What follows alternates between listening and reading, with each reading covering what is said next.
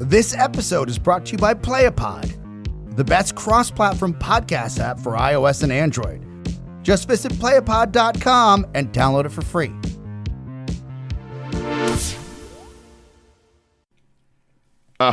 You are swimming in debt? Not a terrible amount, but there's some things that could be paid for a little better. Yeah, I hear you, brother. I hear you. All right, so. Well, I mean, there he goes, 19 inches away from the microphone. I'll say, dude, I will fucking go to the other end of the living room and I'll just get a megaphone. Sounds like something big time Matt would do. Oh, I should get a megaphone. You know, like Scott Weiland used to have one. Yeah. Well, or you can just scream into your pickups like the Deathbed Motorcade song. I don't think I'm familiar. Yeah, it's the one where he goes, I am smelling like a rose. Dude, no, he's not yelling. That's the megaphone. No, it's not. Look it up. It's into the guitar harmonics, into the pickups. Maybe on the one video you fucking saw. How many times have you seen Stone Temple Pilots live? A couple, but I fucking lie. It's how it was recorded, is all I'm saying. Yeah. Well, and by a couple, I meant zero. Yeah, I've seen him 3 times before Weiland left us. That he did. Yeah, but yeah, he would do that. That song's called "Dead and Bloated." Oh, that's right, Dead and Bloated. Yeah. I don't know what the fuck you're talking about. Death something motorcade. Deathbed Motorcade. What is that? I don't know. You didn't just pull that name out of thin air. I didn't. It's a different song. Maybe they have a good GIF about it. No, I did, but I don't think that's It's not a song. It's a line in one of their songs. Deathbed Motorcade. Or no, it says is that the name of the song? It's nothing. I mean, I know some. It's I am. I said I'm not myself. I'm not dead and I'm not for sale. Yeah, that's Tripping on a Whole Paper Heart. That's right. Yep, you're right. But that's that song because he says that's like 3 albums later. So keep your bankroll lottery, eat your salad day, deathbed motorcade. Oh, okay. Yeah, I actually never knew what he was saying there. Me neither. I just was always like, so can you David and keep yourself that. So yeah, I just always you know, I'd be at the concert rocking out, and that'd be what I say. You know, like, I love this song. You know? Exactly. So, anyway. We could talk about Stone Temple Pilots for a while. You want to do that? Not particularly. I was a big fan. Yeah, I was pretty big fan of theirs, I'm over the hits, you know, like the handful that you always fucking hear. I don't need to hear them anymore, but there's like deep cuts. Yeah. You should get Spotify, man. I don't like Spotify. Why? What do you use? Does it cost money? What do I use? Yeah, I support the artist, so I go out and I buy their stuff on iTunes or I get it off of I do that the Pirate Bay. No, I'm just kidding. No, I mean I buy stuff too, but on Spotify, I pay for premium. This is the I may have mentioned this in another episode. I don't know if I did or not. I was listening to the Josta show. He had Brian Slagle, who was the head of Metal Blade Records, right? Which is the first record label that signed like Metallica, Slayer back in the day. Okay, they're still like an independent label, but they've been around like they're like the longest lasting one. Right. But he on the interview, you know, Jamie brought up like the streaming and stuff, and like. You know, Jamie's always like, you know, if people ask me how to best support us, I'll say, hey, buy a physical copy from, like, you know, our store. I'd say, hand me $5. Well, no, because he said we get a scan for that. Right. Like on the barcode when it gets scanned out. He's like, and that counts a lot more usually. He's like, but they're starting to pay attention to the streams now because it's so prevalent. And, And what he was saying, what Brian was saying was that Spotify, because of the premium users, as of now, is the best payout that the artists are getting from the streaming services. And I also think it's just, you know, it's up and beyond better than, like, you know, Pandora and stuff like that. But yeah, I have a Spotify premium. It's $10 a month. The only reason I said something about it is like I can make you a playlist of whatever and just hit share and just send it right to you. And that's pretty cool. Yeah, which I love that. Yeah. It's great for like... Or just type it in your phone and send me the list. And then I can go rip it off the internet. All right, let's get the show Yeah, started. I know you're not going to do that, though. I'm not. I don't do that. But let's get the show started. We've got some good stuff coming up. Okay. Like what? Recorded at HFTI Podcasting Headquarters. You're now listening to the Here for the Insults podcast. I'd buy that for $1. This is the Here for the Insults podcast. Your hosts are Big Matt Fisher and Sean Deacon. No ticky, no laundry. Why you keep me waiting so long? Yeah, waiting round here for way too long. Yeah, the day they came and gone. Guess I'm going to have to wait some more. What's happening? What's going on, my man? You taping it up right now, We buddy? actually are. I was actually, we just rolled the intro, so the fact that you called as the intro was rolling, I just cut everything off and answered, so I can edit that and post though.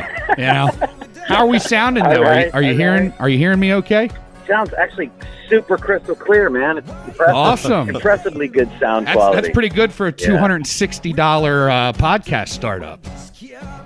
You guys are doing really good. So man. Kill it. I'm Sean, and then I've got my co-host Matt here as well. What's up, brother?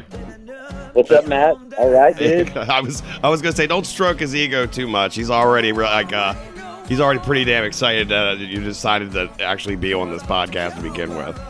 He is That's a sweet, never-ending promotion salesman of your brand, sir. It's almost to the point where it's become like obnoxious. I was like, this Man. motherfucker's been name dropped in every single episode we've put out, I think, so far.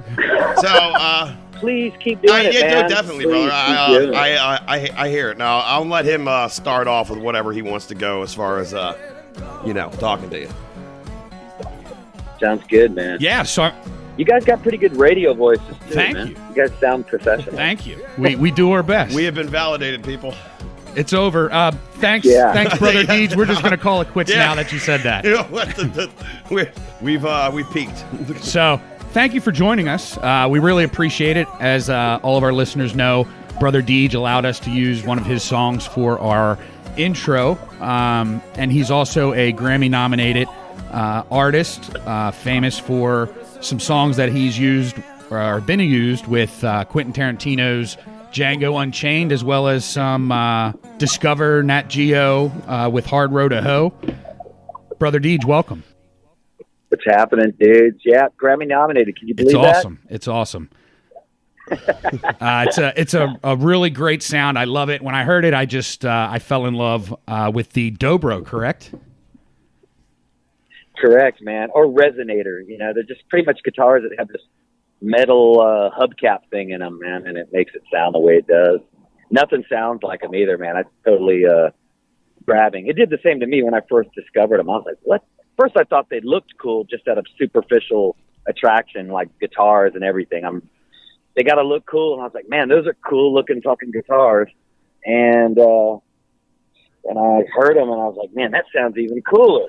Brother, can I make one statement, though? After listening to your music and then now hearing your actual voice in the speaking manner, you sound nothing like I expected. I know everybody says I was that, thinking man. like you were going to have some sort of thick Cajun-like Southern accent or something. Good old boy accent talking like this, man. Yeah. Yeah. So, how long ago did you start playing the dobro? When did you, can you tell us about when you found that? Yeah. Let me say something about the accent. Okay, real yeah, quick. go ahead. My mother, I was raised in a small ass Cajun town in South Louisiana where the accents are weirder than anything you're going to hear on the whole United States. And even weirder, different than other Southern accents. I mean, it's kooky. You can't understand it. My mom speaks Cajun French, grew up in the country. I was born out there too. And she has no accent. I don't have one either. I don't know what happened. It skipped a couple genes, but I don't know exactly what it is, but it's definitely helped me kind of survive shit in some kind of way. I don't know if I can cuss on this podcast. You can do whatever. This is actually just your show now. Right. Go ahead. But yeah. So in some ways, I don't know what happened. I don't know the accent thing, but as far as being able to get crappy jobs now and then, you know what I mean? Yeah, I was looking at I was looking at some of your bio stuff, man. You've done a lot of interesting things in terms of your career as you try to build this grassroots Brother Dege movement. You've done a lot of stuff. Yeah. It's mostly out of necessity too. You know, I tried to enjoy the journey while I was doing it, but I didn't really want to work at a tire shop or auto garage for four years, changing tires and batteries. I just I got to do this for now, and I lived in a house of crazy dudes too that I played in a band with called Santeria, which is my first band. And those dudes were all nuts too, man, and we were all just working these crappy jobs, and those dudes were quitting them left and right, and I will say I'm proud of myself. I did not quit my job the whole time I lived in that crazy house with those dudes. That was crazy as everybody else, too. Yeah, and that was when you did House of the Dying Sun, right? I wrote that song way back then. Yeah, that was probably one of my first Dobro songs. In fact, that kind of ties in with the answer to the question. I saw Dobros, I fell in love with them, and then I bought one from a guy in Baton Rouge, that old buddy of mine that had one that was used. It was cracked. I still have it, actually, by the way. And I started playing it just because I loved the sound of the slide. I'd already been dicking around with the slide in my room to get away from the loud music that I was playing in my band, which I love too. I love loud heavy metal and rock and roll, and stoner rock and doom and all that stuff. I mean, that's what I grew up on. Oh, really? We could go down an entire rabbit hole worth of things over here with me anyway. Not so much him, but that's my that's definitely my tribe. But my tribe wasn't I wasn't like a kid that was immediately attracted to blues. I thought a lot of that shit was kind of square and goofy. At least my exposure to it with the white guys, and Stevie Ray Vaughan, God bless him, super talented, but I wasn't into that stuff, man. I was just I wasn't into white guy blues shit at all. Chicago version of blues. I eventually, learned about Muddy Waters and Sun House and all that stuff, and the Chicago blues were just killers, Howlin' Wolf. But I was really attracted to the Delta blues, which I thought was just badass. It's one guy playing guitar, doing this stuff that has more emotional impact and power than a band with 100 dudes in it. Something about it emotionally rung true with me.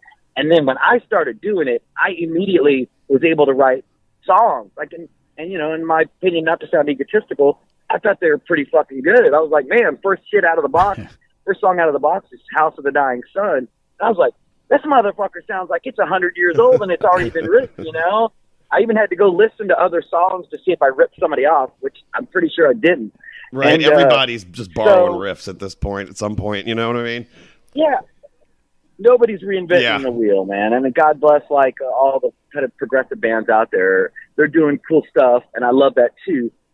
But at the same time, man, it has to come naturally from you. If what you do is a 1-2 chord thing, do that. If it's a 16 chord thing with 20 different time changes, then you should do that naturally. If you have to overthink it, I think it sucks the soul out of everything fast. That's just my opinion. And I've had to learn that lesson too, because I came out playing guitar and riffing my ass off and putting 8 riffs in a fucking song in Santeria, and trying really hard to impress the other music dudes around me and musicians. And really, it just kind of, I quickly learned doesn't need all this shit. It just needs what's necessary. No, yeah, that's what, and sometimes you don't even have to. I always say you can have one good fucking riff, and you could make a whole song around that, and that have way more punch to it and way more catchiness and feel to it than anything that, like you were just saying, we're hey, yeah, it'll probably impress a guy who also plays just because he'll know the intricacy of it, but it's not going to grab you by the balls and you know what I mean? Get that heart and soul behind it. Soul thing. Right. There's something to be said for just something that comes naturally out of somebody that you try less not is more. Pollute too much. Well, yeah, that Alex Chilton song, Airplane, give me a ticket airplane. It's just killer, man.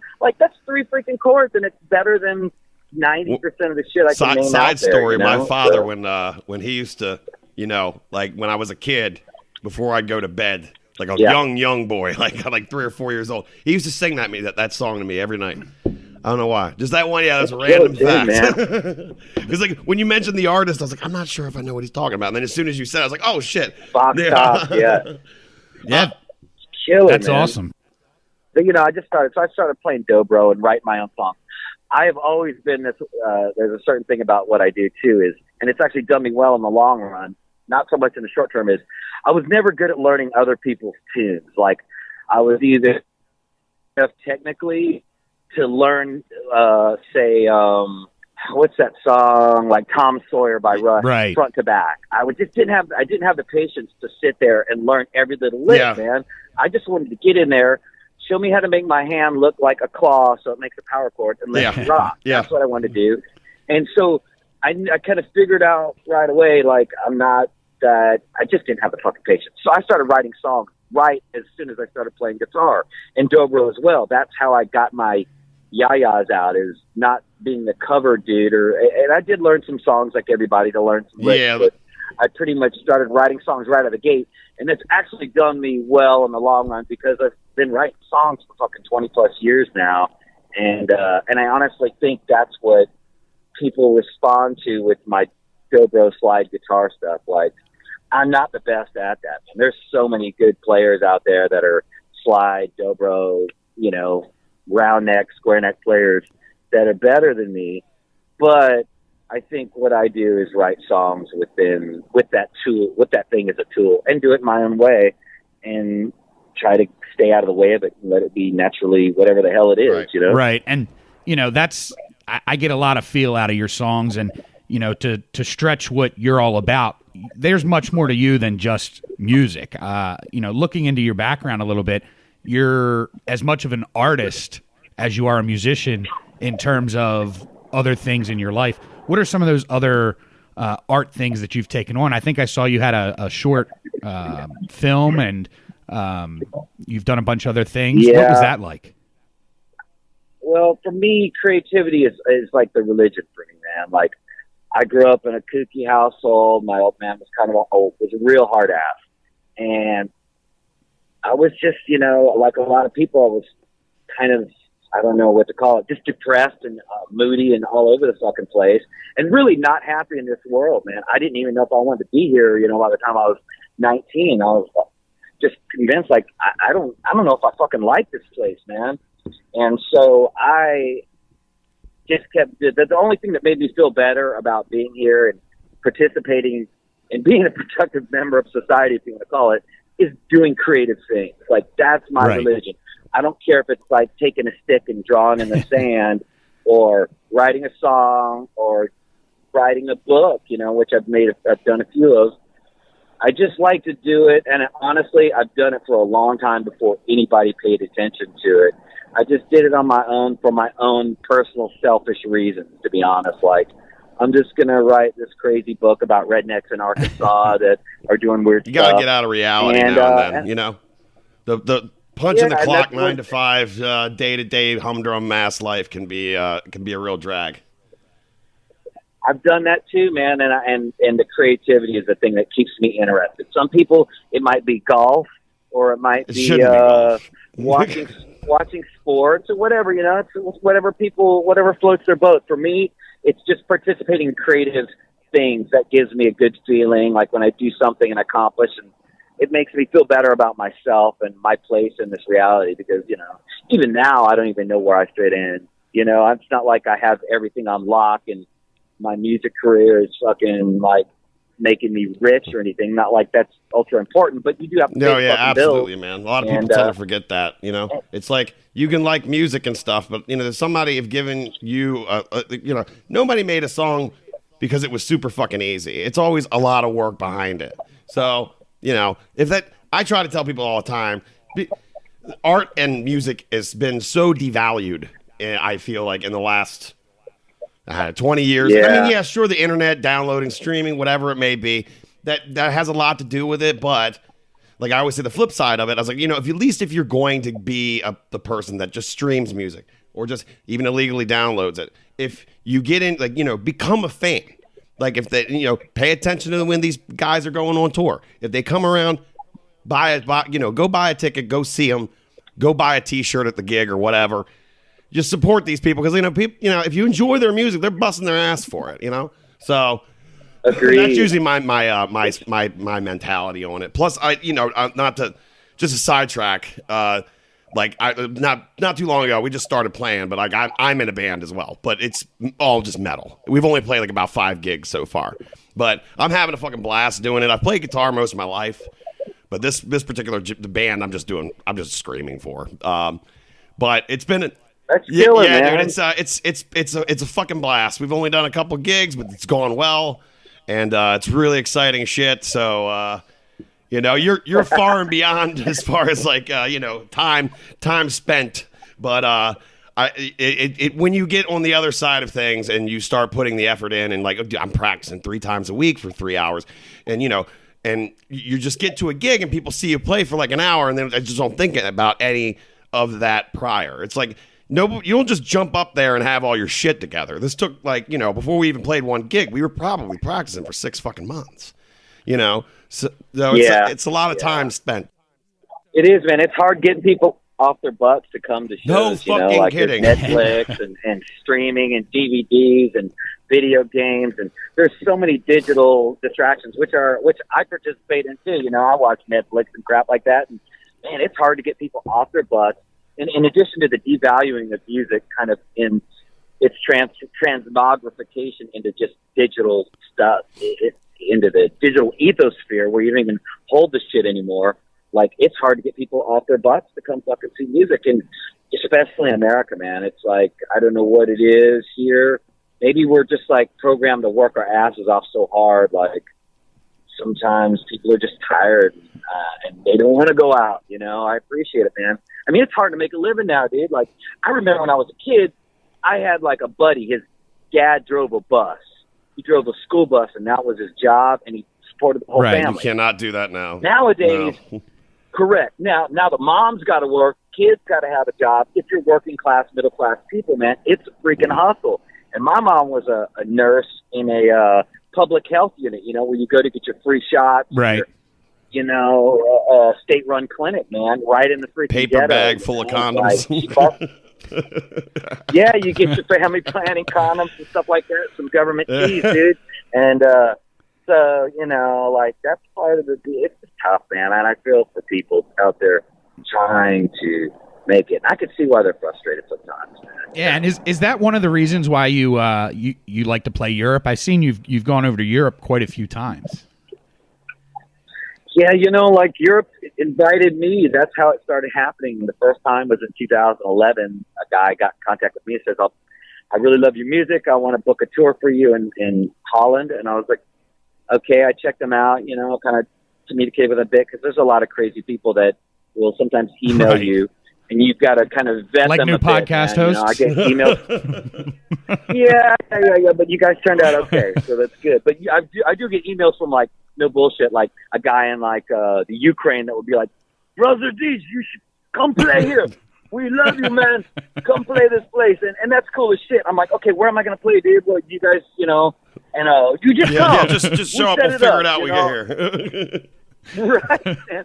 And I wish I could do that, man. But like every time I buy a plane ticket's $1,000. Yeah, get over wherever the fuck you want to go. So, but Europe has been good, man, and they help pay the bills. It pays a little better. We don't get crazy rich. We don't get rich, but it pays better than the United States. Sadly, at this point, man. Like, I don't know what you got to do. Like, the American music scene is one. They've not only devalued music, but they devalued rock and roll in the mainstream. If you notice, man, they don't let the new farm of golden gods, they're not letting many dudes through. It's like literally like on the mainstream level, you got Dave Grohl, Foo Fighters, Black Keys, Jack White, and maybe Josh Homme and Queens of the Stone Age. That's about it, man. There's not many other rockers they're letting through the door. I think they're doing it because they know we're fucking crazy and we don't take orders from jackasses, man. Right. And I think that's really what's missing from rock and roll. It's just pussied out. It's just fucking weak and lame and boring, man. I'm sorry, dude. Like, and I know there's some 19-year-olds out there that are ready to burn the place down, and you should let them in definitely. because I'll burn it down Right. too. Because it's the same thing with like metal. It's like, you know, there's like, how many headliners do you have right now? Like maybe 4, 5, right? Like legitimate headliners. Yeah. Like, for like, let's say you were trying to put on like an Ozfest type like festival nowadays. Like, you know, who do you have headline that? What do you got? Like Slipknot, Disturbed? Like Who would Brother Dege line up for a festival like that? Who would you pick? Yeah, you For a metal or show? no, just any You know, big I'm thinking- rock festival. Your big rock show that's right a pretty now. good question, Who do you line up on it? I tell you, it would be like if I could curate my own festival, it would have a lot of different shit, man. It would include everything from like, you know, like High on Fire and Sleep and There stuff you like go. that, which I love. Doom, like Sun, you know, and like Sabbath. But it would also have a lot of experimental post-rock music, which I love too. You know, like everything from, you know, they're dead now, but Joy Division and stuff like that. I think you that's know. kind of the way that things. Tom Waits. Oh, I love yeah. that stuff. And I love a lot of. To me, I'm not really genre specific, even though I grew up in punk rock and metal. I love everything. I just listen for the soul and whatever I'm listening to, and like, does it move me? Does it make? I listen. Everybody listens to music for something different. Some people it's a technical gymnastic thing or whatever. For me, it's an emotional quality that I respond to, and I get that from a lot of different kinds of music, and I don't segregate it or feel one is better than the other. Yeah, and you know? there's no soul in today's music. I think we learned that at the Grammy Awards, especially when we followed Wine Talk with Brother Dege. Wine talk, man. That wine will it lifts that filter that keeps you from talking too much shit that you would normally talk on the internet because there's so many landmines to land on. But you see a couple glasses of wine and it lets it go, lets it flow. Right. Man. And hopefully people are forgetting about some of that stuff. But yeah, I did talk some shit, and I think it was all mostly probably 90% true. I loved it, man. I loved it. I'm gonna have to start drinking wine before we do this podcast. Maybe that's. It'll loosen you up, man, but you got to be careful. Once you go over 3 or 4 glasses, like there's a slippery spot where you just in and it's like goes bad. Like, you know, I've had one bad experience where I fucking drank too much wine. Like, first of all, whiskey is really hard to play on, especially if you're doing solo shows. That's how I started doing the Brother Dege thing, like Delta Blues style, like Sunhouse, sitting on a Right. chair and playing to a crowd. And there's a lot, you know, you're picking, you're sliding, you're trying to sing on key, and you're stomping your foot. There's a little, it's like a little monkey juggling act, man. And you're trying to be soulful and execute the songs that you've written, right? Man, but you drink too much whiskey or too much wine, dude, and that gets really difficult, man. And yeah, I did one where I drank a whole bottle of wine, and it just got no good. Boy. So where the people were like getting pissed, it was about 2006 when I was just kind of starting to do the Brother Dege stuff and getting out of the kind of my old band. And yeah, I remember screaming and yelling at the audience and us cussing each Good. other out. Fuck you. Fuck you, man. You know? And maybe you need some more of that, especially in roots music, which, you know, I'm kind of considered part of, blues, Right. whatever. But I think a lot of that shit's boring too, man. To be Right. honest.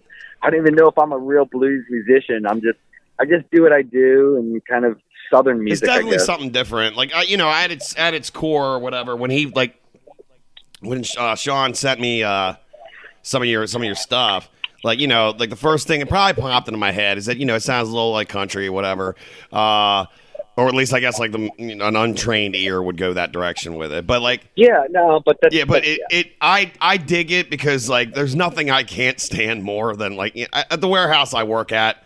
Man, those motherfuckers love listening to just like, you know, the standard commercial radio country bullshit, and like you know, and listen, those guys are making a ton of fucking money, but it's just so regurgitated.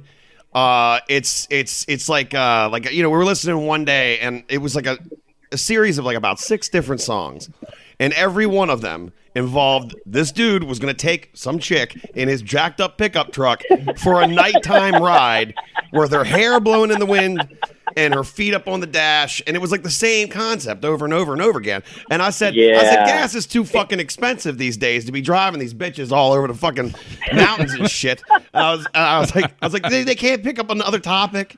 It's like they just like have to fit the catchphrases that it's like buzzwords. It's like, okay, I'm writing a it's hokey yeah, as it's fuck, man, fucking, and it's just it's pain. It's like nails on the chalkboard. But not everybody's wired like that. A lot of people are just like, this is what I'm used to hearing. This is fine. This is agreeable, and just go about their day. But those are also people that I feel like in general, music's there, but it's not it's not in their soul type people. You know what I mean? Right. The music doesn't mean anything. No, it's like, there's just background noise for when they're having like a barbecue or whatever. It's not something that they've that they internalize like. Yeah, it's like furniture or something. I know, man, and like I don't know what it is. That some of that shit's really crappy, and there's some of it's pretty good. I can appreciate some of the sweet love songs and the shit they're doing, and some of it's kind of hokey. There's talented people out there. It's just I don't know what it is, man. Like that system of country, probably similar to rock. It's just they're singing about the same crap. All those dudes got the same weird false twang in their voice, that fake country fucking.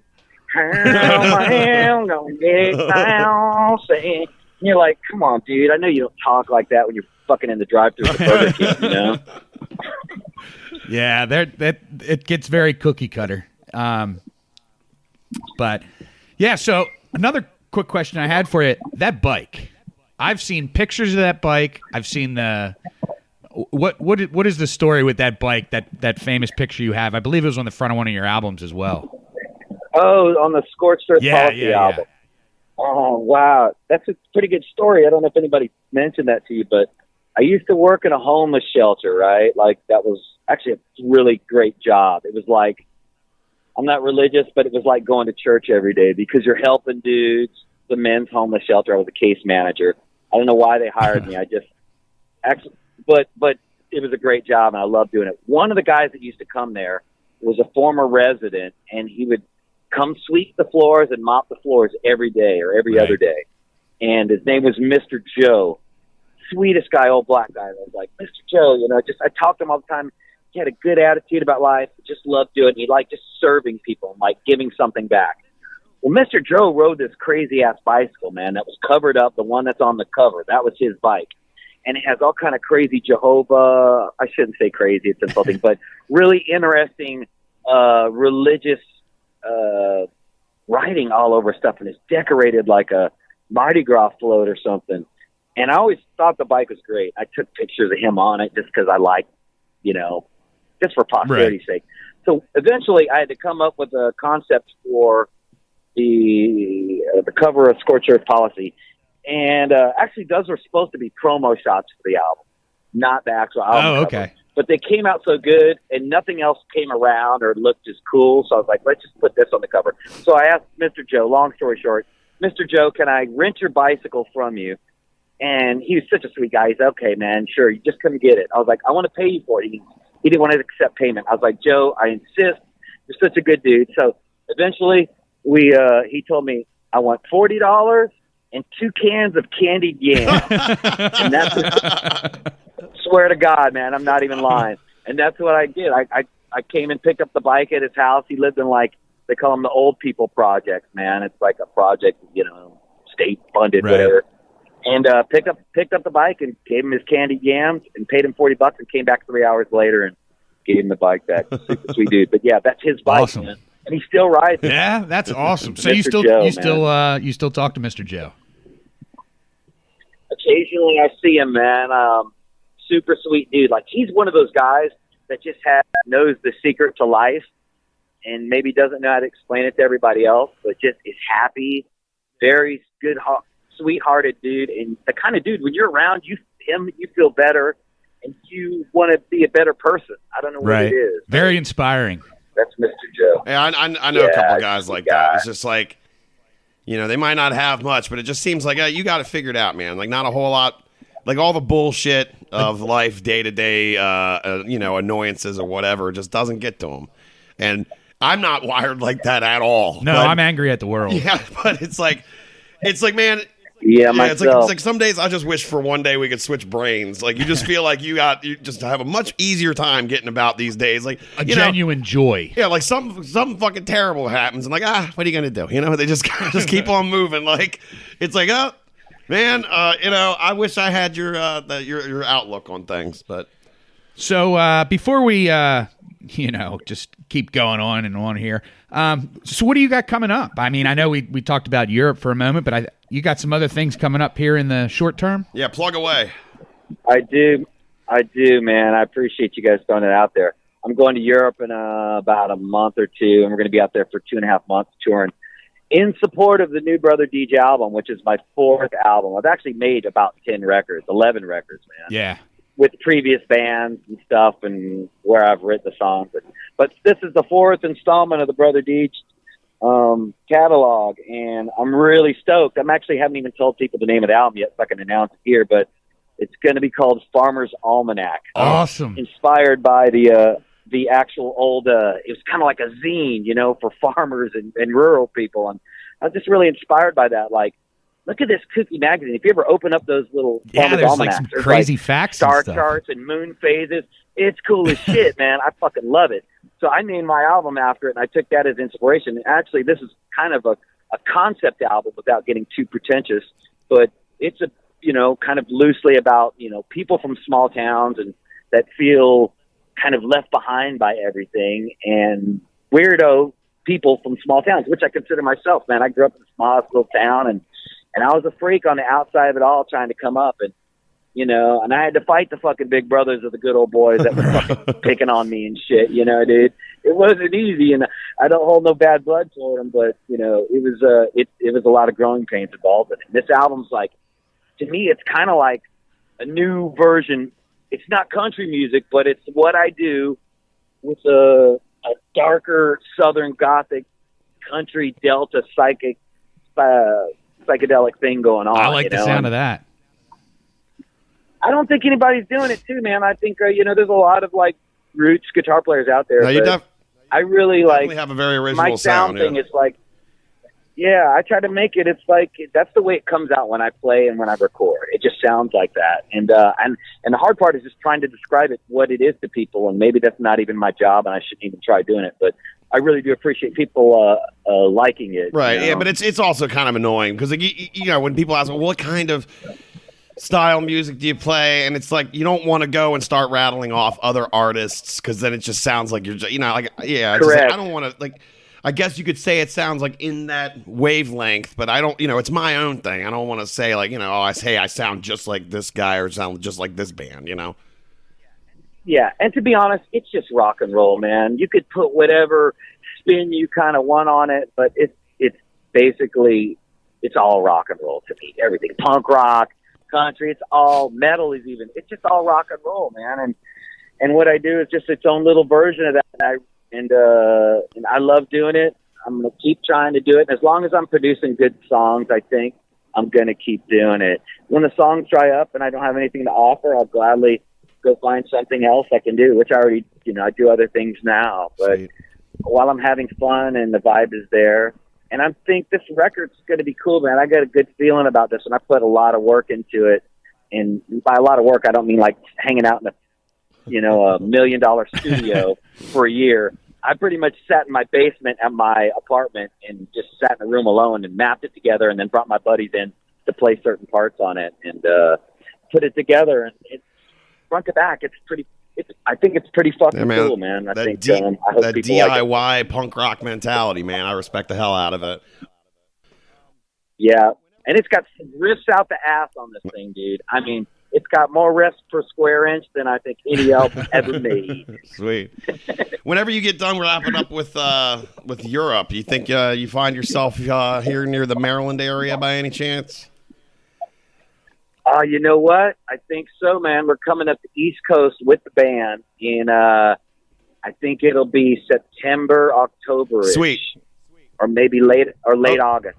Maybe August to October-ish. But we should hook up, definitely, man. because I would love to come see you. I know my co-host would. We'll Beers on us. Yeah, we'll definitely we'll have to get together and jam out and drink some alcohol and get rowdy or something. Hell yeah, dudes. I really appreciate it, man. You guys keep spreading the word I will out there. most definitely do that. And you want to let everybody know what your social media is? BrotherDege.com or SciOthern.com, which we just pronounce it Southern. Brother Dege Official on the Facebook, and it's all out there, man. You can figure it out. Just Google that crap. You know, I'm just like everybody else. I got a love-hate relationship with social media, but, you know, I like keeping in touch with people, but at the same time, I get annoyed as hell with it. I want to get the hell off there, but it's for me to be able to kind of do what I do, you have to kind of push it out there. Yeah, and, it's like a necessary evil at this point. Yeah.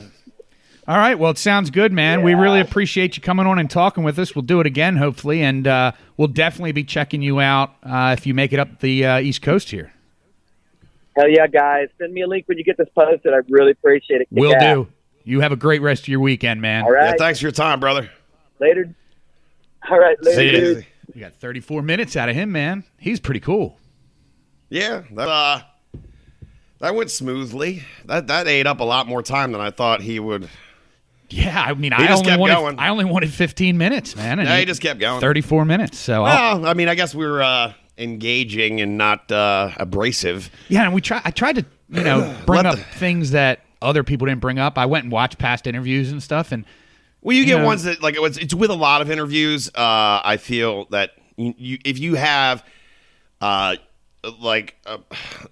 market radio show, or you have a magazine, or anything like those kind of publications, with the problem with their interviews is that they conform to like a box, and it's because like, okay, we only have X amount of minutes to put this out, so boom, boom, boom, boom, hit the bullet points, end of discussion. Same thing with magazines, right.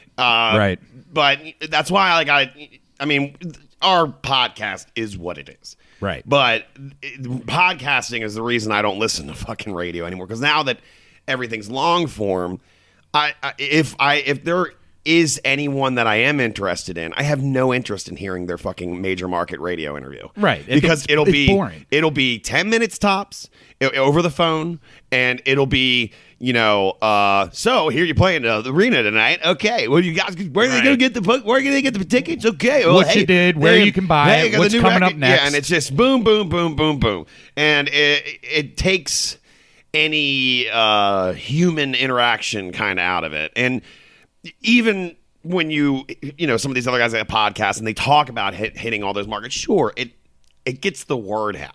Right.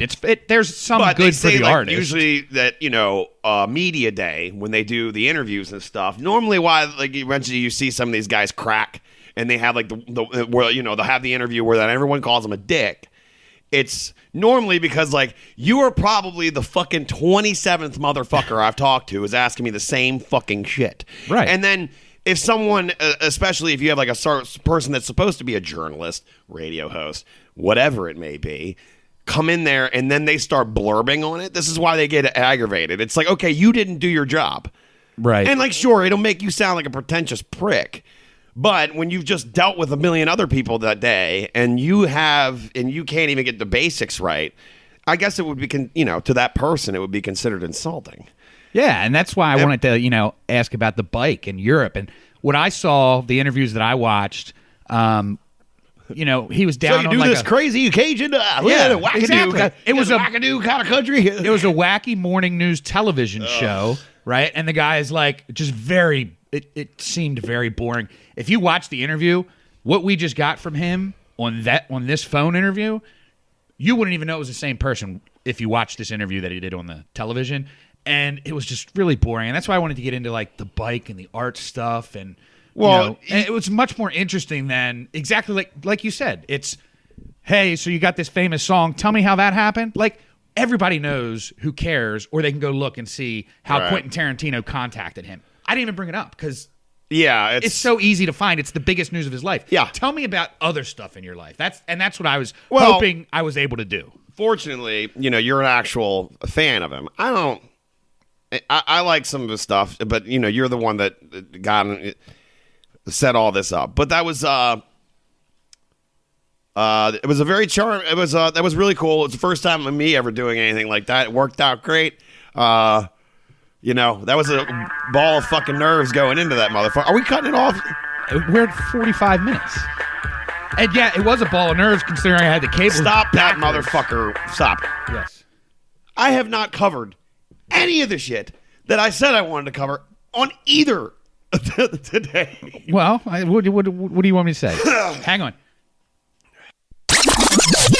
All right, we're back. And after a long arduous discussion. It was a screaming match. It was. I threw a glass at him out of frustration. I need to go and get some stitches. So these kind of things will happen when you just do your first phone interview. Yeah, tensions are high, man. It's a high stress level. I called him some racial slurs that didn't really apply to him. It was rough, but we kissed and made up. We're okay. I accidentally left this on during our little fight. Yeah. And he had this. Now you want to get nuts? Come on, let's get nuts. I didn't mean to break that stuff. I'm sorry. It's okay. So we can go out and get some almond stuff. All right. Anyway, I hope you guys enjoyed that. That was we kind of got thrown in the deep end, I feel, with this phone interview, and it went well. We did, and I will also say we're definitely batting a little bit out of our league, but I think it went good. It was a good start. We're going to start trying to do that more often. I had some other stuff that I wanted to get to this week, but I'm just going to pass on it, and we'll save it for next week. I got some band stuff of mine I wanted to cover. I know I threatened one of our listeners with just shoving more of that content down her throat, but I'm going to save it. That's what Big Time does. Yeah, we'll have something, because there's going to be a lot more stuff coming up in the next couple weeks. Maybe when we do the next taping, maybe we'll have a guest on or something. I got a couple. Make it happen. I got a couple in mind. I don't have anybody I like, so. Yeah, I know. Well, I think it kind of works both ways. Nobody likes you either. So, but I don't know exactly whom, but we'll figure it out. Sounds good. Anyway, thanks for listening. Go check us on Twitter. He is Big Deakins, Wrong. Deakins, and I'm Big Matt Fisher, Fischer, and HFTI Podcast. Go to our website, herefortheinsults.com. Use our Amazon link if you feel like it. That would be awesome. We appreciate the love. Share it with a friend. Share it on Facebook. Help us the fuck out, would you? We'd appreciate it. And I'll holler at you next week. Sounds good. Don't forget to check out Brother Dege at Brother Dege and catch his new album when it comes out, since he did drop the name of it on our show, Farmer's Almanac. An HFTI podcast exclusive. That's correct. We'll catch y'all next time, folks. Toodles. Fuck off. Where it ends, we never know how, when, or way down the road, son. What kind of man will we become? I'm trying to tell you, don't let them break me, Lord. Don't let them break me, Lord. Could be the way that I was sown. Could be on road to road. Hard road to road. Oh, hard road to road. Could be a hard road to road. It's such a hard. And I want to look him straight in the eye, and I want to tell him what a cheap, lying, no-good, rotten, four-flushing, low-life, snake-licking, dirt-eating, inbred, overstuffed, ignorant, blood-sucking, dog-kissing, brainless, dickless, hopeless, heartless, fat-ass, bug-eyed, stiff-legged, spotty-lipped, worm-headed sack of monkey shit he is. Hallelujah! Holy shit! Where's the Tylenol? Jack up and wake up, baby, you just don't know. Well, Freaktown is where I'm from. If you come down to Freaktown, bring your cat down, run. If you come down to Freaktown, bring your cat down, run.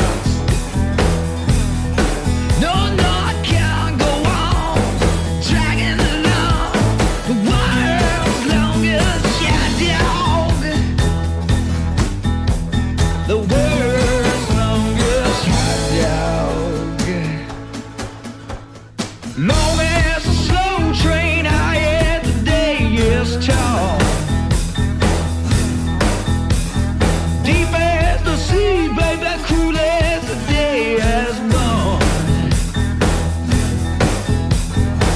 come down to meet me, bring your hot dog bun. If you come down to meet me, bring your hot dog bun. No, I can't go on dragging along the world's longest hot dog.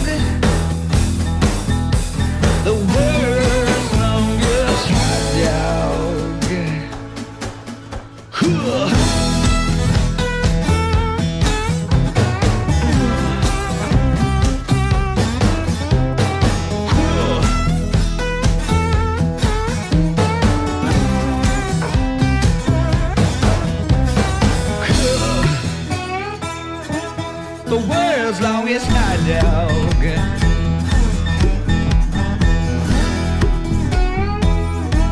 The world's longest hot dog. No, I can't go